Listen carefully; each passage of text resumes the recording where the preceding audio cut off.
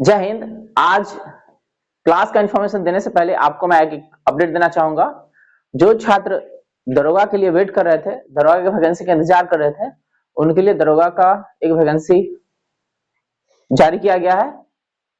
हम अगले वीडियो में उसके लिए एक अलग से वीडियो बना के बताएंगे कि कौन से व्यक्ति भर सकते हैं उस फॉर्म को भरने के लिए, क्या क्राइटेरिया रखा गया है, कितना चार्ज लगा गया है। लेकिन आपके लिए यही एक न्यूज है कि दरोगा के लिए एक वैकेंसी जारी किया गया है। ठीक है, तो ये आपके लिए गुड न्यूज है। अब मैं आप बात करता हूं क्लास के बारे में। ये हमारा आईएनएम का 9वां वीडियो है, यानी इंडियन नेशनल मूवमेंट।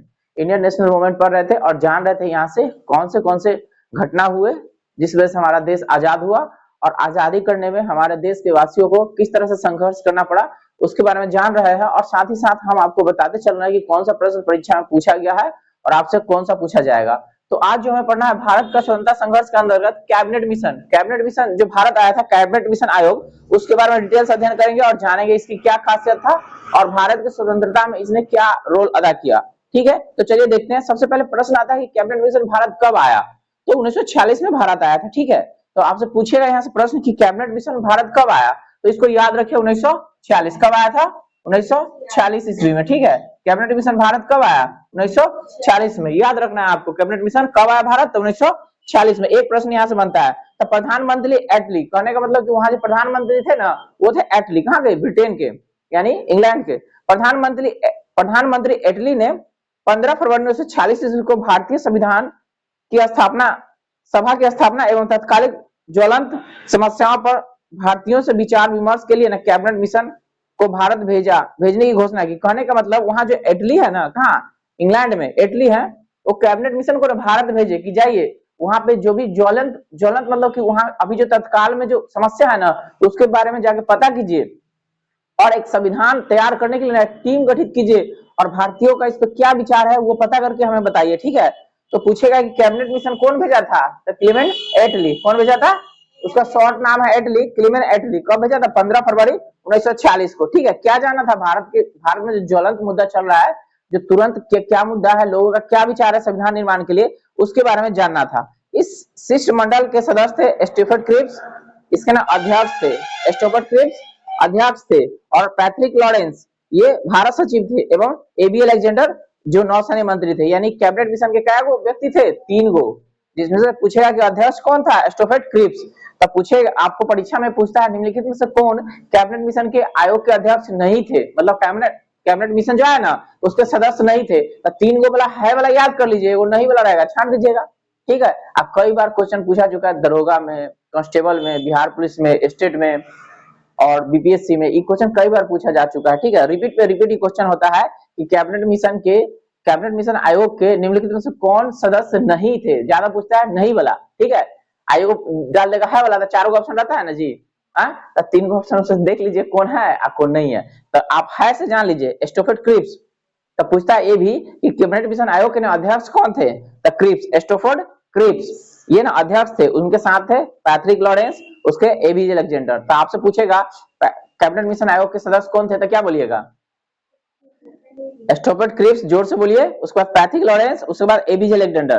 तो एबी अलेक्जेंडर ये जो थे ना नौसेना मंत्री थे, और पैट्रिक लॉरेंस भारत सचिव थे, और इसके अध्यक्ष जो है वो है स्टीफर्ड क्रिप्स, इसके ना अध्यक्ष थे कैबिनेट मिशन के। क्लियर, यहां तक समझ में आ गया। ये परीक्षा क्वेश्चन है, कई बार पूछा जा चुका है, आपसे भी पूछेगा। ठीक है, कोई भी आप जनरल कंपटीशन की तैयारी कर रहे हैं तो आईएनएम यानी इंडियन नेशनल मूवमेंट से प्रश्न रहता है। ठीक है, अगर आप हमारे चैनल पर पहली बार आए तो आपको बता दे, ढेरों सारा प्लेलिस्ट में वीडियो मिल जाएगा आपको, जिसको पढ़ करके आप कॉन्सेप्ट क्लियर कर सकते हैं। अगर पढ़े हुए हैं तो आप रिवीजन कर सकते हैं, अगर पहली बार पढ़ रहे हैं तो आप इससे जानकारी ले सकते हैं और जान सकते हैं कि वहां पे आपका किस तरह से प्रश्न बनता है। ठीक है, और वीडियो अच्छा लग रहा है तो लाइक कर दीजिए, और वीडियो क्यों नहीं अच्छा लग रहा है ये भी कमेंट करके आप हमसे पूछ सकते हैं, और जो कमी है आप हमें बताते रहिए, समय समय पर मैं उसको पूरा करते रहूंगा। ठीक है, अब आगे देखते हैं। कैबिनेट मिशन आपको बता दिए हम। कहता है कैबिनेट मिशन योजना को मुस्लिम लीग ने 6 जून 1946 को ना, और कांग्रेस ने 25 जून 1946 को ना स्वीकार कर लिया। स्वीकार मतलब मान लेना, स्वीकार मतलब मान लेना, स्वीकार कर लिया। कैबिनेट मिशन योजना को स्वीकार किए जाने के पश्चात संविधान सभा के कैबिनेट के लिए हुए चुनाव हुआ था जुलाई 1946 में। चुनाव कब हुआ था, जुलाई 1946 में। कैबिनेट क्यों बन रहा है, संविधान निर्माण करने के लिए। ठीक है, कांग्रेस ने 214 सामान्य स्थान में से 205 स्थान प्राप्त किए, और मुस्लिम लीग ने 78 मुस्लिम स्थानों में से 73 स्थान प्राप्त किए। कांग्रेस को 4 सिख सदस्यों का भी समर्थन प्राप्त हुआ। ठीक है, यानी कि अपना अपना ना जहां जहां से उसको लिए चुना गया ना वो जीत गया। ठीक है, कांग्रेस भी जीत गया, मुस्लिम लीग भी जीत गया। ठीक है, कहता मुस्लिम लीग ने 16 अगस्त 1946 को ना सीधी अथवा प्रत्यक्ष कार्रवाई दिवस, इसको कहते हैं direct action day. Direct action day क्या कहते हैं? प्रत्यक्ष कार्रवाई दिवस। आई पूछता है 16 अगस्त 1946, 16 अगस्त 1946 याद रखें। 16 अगस्त 1946 को ना 46 ईस्वी को मुस्लिम लीग क्या बनाएगा? प्रत्यक्ष कार्रवाई दिवस, इसको कहते हैं direct action day, DA, direct action day. ठीक है, direct action day. Direct action day कौन बनाया? मुस्लिम लीग। अभी क्यों मनाया, कहा मनाया, इसके बारे में हम बताएंगे, लेकिन परीक्षा में पूछता है मुस्लिम लीग ने प्रत्यक्ष कार्रवाई दिवस कहिया मनाया? तो 16 अगस्त 1946। इसको ठीक से कोडिंग बना लीजिए, 16/8/46। ठीक है, 16/8 अगस्त में 8वां महीना ना, तो 16 के आधा है, यहाँ पे 46 है, 1946 में। ठीक है, आपको पता नहीं 45 में विश्व युद्ध खत्म हो गया था, द्वितीय। ठीक है, तो आपको ये क्वेश्चन कई बार पूछा है। ठीक है, दरोगा तो भर भर के पूछता है, बीपीएससी भी तो भर भर के पूछता है कि डायरेक्ट एक्शन डे कब बनाया गया। ठीक है, समझ गए? तो मुस्लिम लीग ने 16 अगस्त 1946 को क्या बनाया? सीधी अथवा उसी को कहते हैं प्रत्यक्ष कार्रवाई दिवस, इसको अंग्रेजी में कहते हैं डायरेक्ट एक्शन डे। ठीक है, सर्वप्रथम प्रत्यक्ष कार्रवाई दिवस कलकत्ता में मनाया गया था। यही प्रश्न है कि सर्वप्रथम डायरेक्ट एक्शन डे कहां मनाया? कलकत्ता में। ठीक है, कलकत्ता जान है ना, पश्चिम बंगाल की राजधानी। उस समय बंगाल में ना मुस्लिम लीग की सरकार थी। बंगाल के मुख्यमंत्री शहीद सुहरावर्दी, मतलब उस समय था शहीद सुहरावर्दी वहां के प्रधानमंत्री। प्रत्यक्ष कार्रवाई दिवस की परिणाम स्वरूप बंगाल, बिहार और पंजाब में भयंकर हिंदू मुस्लिम दंगे हुए, मतलब एक दूसरे में ना लोग लड़ पड़े, उलझ पड़े। समझ गए, उलझ पड़े। 3 जून 1947 को भारत विधानसभा की माउंटबेटन योजना प्रकाशित की गई। तो आप पूछेगा माउंटबेटन योजना कहिया प्रकाशित किया गया था? 3 जून 1947, जिसे ना कांग्रेस कार्य समिति ने 3 जून 1947 को ना की बैठक में स्वीकार कर लिया। यानी कांग्रेस ने माउंटबेटन योजना मान लिया। तो माउंटबेटन योजना कहिया आया? 1947 में। ठीक है, याद रहेगा ना, माउंटबेटन योजना कहिया आया? 1947 में। 14 जून 1947 को कांग्रेस महासचिव की बैठक में गोविंद बल्लभ पंत ने देश में विभाजन की माउंटबेटन योजना को स्वीकार करने का प्रस्ताव पेश किया। यानी कि अब देश को ना बांट देगा, क्या से जिन्ना मांग रहा है। ठीक है, तो माउंटबेटन योजना आया था भारत को बांटने के लिए। क्यों आया था? हाँ, तो भाई इतने के आदमी मानते तब ना। हाँ, तो इतने के आदमी वही से नहीं मान रहा था, अब मान लिया। ठीक है, जिन्ना को लात मार के भगाएगा। ठीक है, तो भारत का विभाजन हुआ कैबिनेट मिशन आयोग के तहत। समझ गए? पूछेगा भारत का विभाजन कैसे हुआ है? कैबिनेट मिशन आयोग के तहत। समझ गए? उस समय ना गोविंद बल्लभ पंत ना विभाजन माउंटबेटन योजना को स्वीकार करने के लिए पेश किए थे। इस प्रस्ताव का समर्थन अबुल कलाम आजाद ने किया। उस समय अबुल कलाम आजाद इसको समर्थन किए थे। ठीक है, जो पहले ना कभी कहते थे कि नहीं बांटना अच्छा बात नहीं है। ठीक है, जो बंटवारे को विरोधी थे, कह दिया ना, अबुल कलाम आजाद पहले बांटने के लिए नहीं कहते थे। माने कोई भी ऐसा व्यक्ति था जो कहता था कि बांटना नहीं है। गांधी जी भी कहते थे नहीं बांटना, कोई नहीं कहता था कि बांटना है, कोई नहीं, सिर्फ जिन्ना कहता था कि बांटना है। समझ गए? यानी हमको अलग चाहिए। ठीक, तो जो बांटने के विरोधी करते थे। और आजाद ने कहा कांग्रेस कार्य समिति का फैसला सही फैसला नहीं है। आजाद वही है, सुभाष चंद्र आजाद। तो उनको नहीं, आजाद खाली सिर्फ लिखा है आजाद। ठीक है, वो इनका एक कथन था कांग्रेस कार्य समिति की फैसला सही फैसला नहीं है, लेकिन कांग्रेस के सामने कोई रास्ता नहीं है। माने कि ये अपना वक्तव्य वो रखते हैं। ठीक है, अबुल कलाम आजाद वही तो, अबुल कलाम आजाद उन्हीं को कहा गया है कि कांग्रेस तो बांटना नहीं चाहता, लेकिन उसके पास ना और कोई रास्ता नहीं है। जो पहले ही मानते थे कि जो बांटना नहीं है, अबुल कलाम आजाद इनका पूरा नाम है।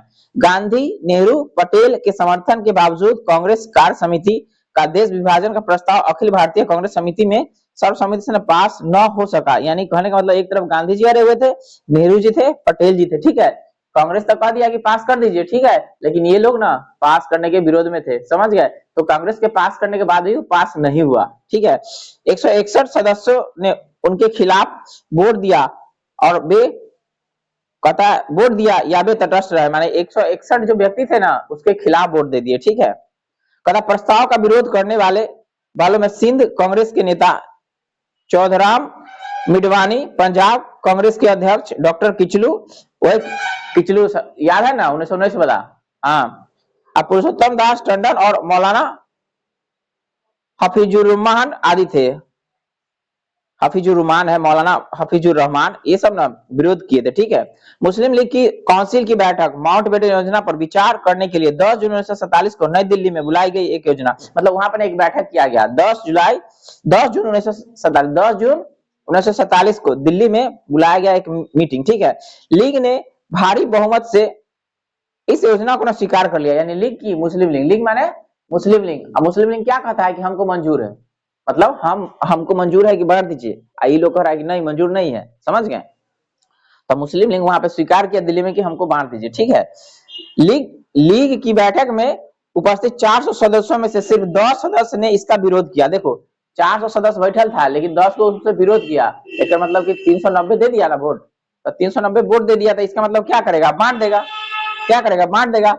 ठीक है, तो 4 जुलाई 1947 को ब्रिटिश संसद, मतलब अब ये ना स्वीकार कर लिया कि अब कोई ऑप्शन नहीं है, बांटना ही है, बांटना ही पड़ेगा, समझ गए। यानी भारत अब बढ़ जाएगा, एगो बन जाएगा पाकिस्तान, एगो बन जाएगा भारत, है ये है पहले से पूरा। ठीक है, खाली पाकिस्तान को अलग कर देगा। ठीक है, कहता 4 जुलाई 1947 को ब्रिटिश संसद में भारतीय स्वाधीनता विधेयक पेश किया गया, माने कि ब्रिटेन में एक विधेयक लाया गया कि भारत को ना आजाद कर दीजिए। तो कहिया लाया गया, 4 जुलाई 1947 को।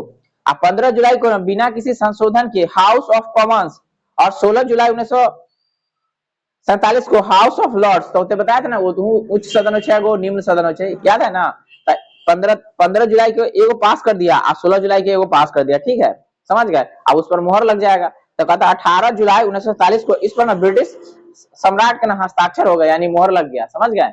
यानी होते कि उच्च लोअर सभा अपर सभा पास कर दिया, और होते कि जो सम्राट है अब साइन कर देगा, मोहर लग जाएगा, भारत आजाद। ठीक है, 4 जुलाई 1947 को पेश किया, 15 जुलाई 1947 को हाउस ऑफ कॉमन्स में पास हो गया, और 16 जुलाई 1947 को हाउस ऑफ लॉर्ड्स में पास हो गया, तो होता है कि सम्राट के पास गया। ठीक है, 18 जुलाई को सम्राट ने साइन कर दिया। ठीक है, इसके अनुसार देश 15 अगस्त 1947 को अलग हो गया, समझ गए, हो गया ना, पाकिस्तान अलग और भारत अलग और स्वतंत्र हो गया।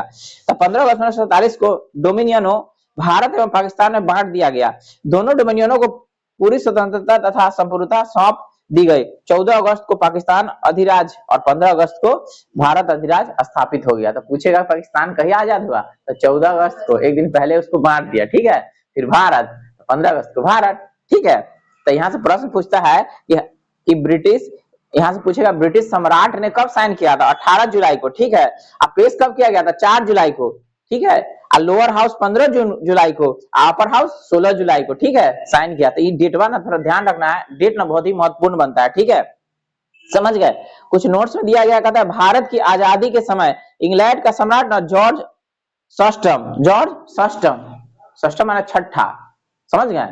तो आपको कहेगा कि जब भारत आजाद हुआ ना 1947 में, भारत आजाद हुआ 1947 में, तो वहां के जो सम्राट है ना कौन थे, तो सम्राट का नाम याद रख लीजिए, जॉर्ज सस्टम। यह भारत का ना अंतिम सम्राट एवं कॉमनवेल्थ नेशनल का ना प्रथम प्रधान थे, यानी कि भारत का अंतिम सम्राट, समझ गए, भारत का अंतिम सम्राट। कहा कि भारत को जितना भी यहाँ का शासन व्यवस्था था इंग्लैंड को दे दिया था ना, इंग्लैंड को दे दिया था, इंग्लैंड से सीधा कंट्रोल चलता था, याद है ना, पीछे पड़ा है। तो भारत का अंतिम सम्राट बने जॉर्ज सस्टम, माने छठा, जॉर्ज छठा। ठीक है, और अंतिम सम्राट बने, और कॉमनवेल्थ नेशन के ना प्रथम अध्यक्ष बने। ठीक है, तथा जवाहरलाल नेहरू के नेतृत्व में अंतरिम सरकार का गठन किया गया, 2 सितंबर 1946 को हुआ। 26 अक्टूबर 1946 ईस्वी को मुस्लिम लीग 5 सदस्य अंतरिम सरकार में सम्मिलित हुए, और 27 मार्च 1947 को मुस्लिम लीग ने पाकिस्तान दिवस के रूप में मनाया। देखिए 27 मार्च को 1947 को मना लिया मुस्लिम लीग पाकिस्तान दिवस। ठीक है, समझ गए। स्वतंत्रता प्राप्ति के समय कांग्रेस के अध्यक्ष जेपी कृपलानी, परीक्षा क्वेश्चन इसको नोट कर लीजिए, परीक्षा की क्वेश्चन है, बहुत पूछता है। ठीक है, पूछेगा जब हमारा देश आजाद हुआ तब कौन थे, कांग्रेस के अध्यक्ष जेपी कृपलानी, और ब्रिटेन के प्रधानमंत्री थे क्लेमेंट एटली। ये पूछता है लेबर पार्टी के थे। ठीक है, ये क्वेश्चन बहुत बार बीपीएससी में पूछा है कि जब भारत आजाद हुआ उस समय इंग्लैंड के जो प्रधानमंत्री थे कौन पार्टी के हैं, तो लेबर पार्टी। कौन पार्टी के, लेबर पार्टी। परीक्षा में बहुत पूछता है, बीपीएससी गर्दा उड़ा के क्वेश्चन पूछ चुका है। ठीक है, दरोगा, एसआई, कांस्टेबल, इस सब में प्रश्न आता है कि जब भारत आजाद हुआ तो वहां के प्रधानमंत्री कौन थे, तो क्लेमेंट एटली। पूछता है कौन पार्टी से थे, तो लेबर याद रहेगा ना, लेबर पार्टी के थे। ठीक है, अब कांग्रेस के अध्यक्ष यहाँ है जेपी कृपलानी। ठीक है, लेकिन अंतिम, अच्छा आगे आ जाएगा, कह रहा है कि भगत सिंह के विरुद्ध मुखबिरी करने के कारण फणींद्रनाथ घोष की ना हत्या वैकुंठ शुक्ल ने कर दिया था। ये वही भगत सिंह है, ठीक है, जिनको फांसी पर लटका दिया गया। तो ये ना पोल खोल दिया था फणींद्रनाथ घोष, ठीक है, उसको ना वैकुंठ शुक्ल ना उसको टपका दिए, ठीक है।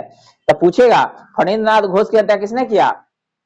वैकुंठ शुक्ल, वैकुंठ शुक्ल। कहता महात्मा गांधी द्वारा स्थापित हरिजन सेवक संघ के संस्थापक के अध्यक्ष थे घनश्याम दास बिरला। तो आपको पूछेगा हरिजन सेवक समाज का संस्थापक कौन है? नहीं, वो अध्यक्ष है घनश्याम दास बिरला ना, घनश्याम दास बिरला अध्यक्ष है, लेकिन संस्थापक है गांधी जी। हरिजन सेवक संघ के ना संस्थापक हैं गांधी जी और अध्यक्ष बने थे घनश्याम दास बिरला। परीक्षा क्वेश्चन में पूछता है, इसको याद रखिए, ठीक है, समझ गए। कहता है बांटो और छोड़ो का नारा ना लीग ने दिसंबर 1943 को कराची का अधिवेशन में दिया था। यानी बांटवा छोड़ो कि बांट दो हमको, छोड़ दो हमको अलग, ठीक है। तो देखिए इतना पर उतर गया था, समझ गए, बांटो और छोड़ो। आपको पढ़ा है ना कि 16 अगस्त 1946 को डायरेक्ट एक्शन डे बनाया था, तो बहुत दंगा हुआ था हिंदू मुस्लिम में, ठीक है। कह रहा है कि वो बांट के देना तो पटक पटक के मारो, ठीक है, समझ गया। तो लड़ा दिया था सबको, तो अंत में कोई ऑप्शन नहीं था, उसको देना पड़ा आजाद, ठीक है। आजाद आजाद क्या हुआ था, तो जबरदस्ती भाग गया है, अब रो रहा है वहां पे जाके, ठीक है। जिन्ना तो मर गया अपना, उसको तो राजा बना था, चला गया। उसको तो लालच दिया अंग्रेजवा कि भारत को टुकड़ा टुकड़ा कर दो, तो उसको तो समझ में नहीं आया। भारत में रहता तभी फायदे में ना रहता, गया, जाने दो, जो जाएगा वो एक दिन पछताएगा, समझ गया। आज पछता रहा है, ठीक। तो आपको यहाँ से प्रश्न आता है, ध्यान रखना है, ठीक है। बांटो और छोड़ो का नारा कौन दिया था? मुस्लिम लीग, कराची अधिवेशन में, ठीक है। कांग्रेस का प्रथम ब्रिटिश अध्यक्ष थे जॉर्ज यूले। वो परीक्षा में पूछता है, चिन्ह लगा लीजिए। कांग्रेस के प्रथम अध्यक्ष जॉर्ज यूले, कांग्रेस के प्रथम अध्यक्ष जॉर्ज यूले। मैं देश के बाहु से भी कांग्रेस से बड़ी आंदोलन खड़ा कर दूंगा, ये ना गांधी जी कहे थे। कोटेशन है, पूछता है कि यह निम्नलिखित में से किसने यह कोटेशन दिया था? मैं देश के बालू से ही कांग्रेस से भी बड़ी आंदोलन खड़ा कर दूंगा, ये कोटेशन दिया है महात्मा गांधी ने। कौन दिया है? महात्मा गांधी ने। देखिए अभी जो आपको टॉपिक आएगा ना एक लाइन वाला, वो बहुत ही महत्वपूर्ण प्रश्न आएगा। हम आगे जो बच गया ना आईएनएम, जो आईएनएम आपका 10 वीडियो आएगा उसमें डील करेंगे और आपको बताएंगे कि यहाँ से आपको कौन सा महत्वपूर्ण प्रश्न आएगा, ठीक है।